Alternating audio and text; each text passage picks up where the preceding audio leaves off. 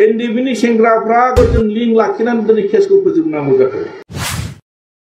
मानोना सुक्तिया दिनैसिमबो मोनसेबो दफाया फैसाया दिनै थाइसेबो बारा फैयाखै। बिथांमोना जे थगायसुला, बिथांमोना जे थगायनानै सरकार सालायबाय थादों।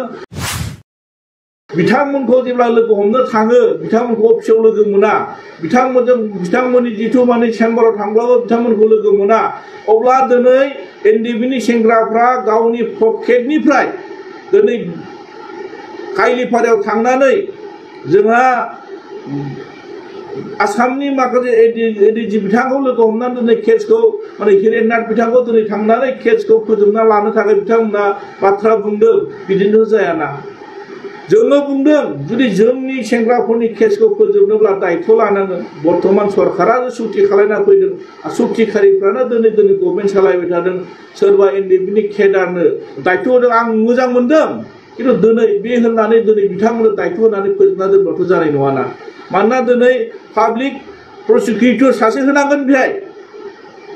बिथाङा दिनै पाब्लिक सासे जों मोजां लिंक लाखिनानै बे केसखौ फोजोबनायनि दायित्वखौ दिनै जों बै मानसिजों लिंक लाखिलायबासो जोङो मोनसे हाइ लेभेल कमिटि दानानै पलिटिकेलि जितु बे सिस्टेमनि गेजेराव बर्तमान गभर्नमेन्ट सालायबाय थानाय इउपिपिएल सरकार सालायबाय थानाय बिथांमोनाथ' सुक्ति खालायना फैनाय लिडारफ्रानो दिनैहाय ज' जाना दंना।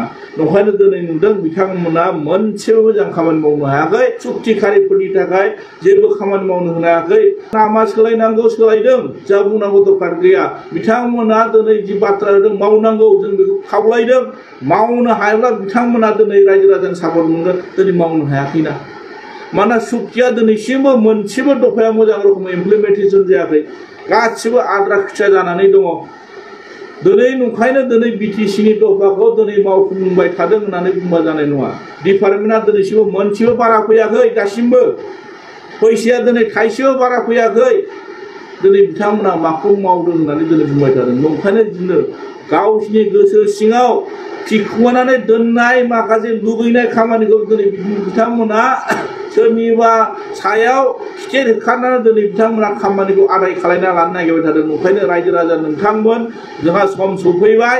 बिथांमोना जे थगायसुला, बिथांमोना जे थगायनानै सरकार सालायबाय थादों, नांगौ रोखोमनि दिनै डेभेलपमेन्टनि स्किम जेबो मावनो हायाखै। बे बाजेटआनो दिनै बे 2024-2025 माने 2024 आरो 2025 मायथाइनि जिथु बाजेट, बे बाजेटआनो रोखा रोखा फोरमायदों।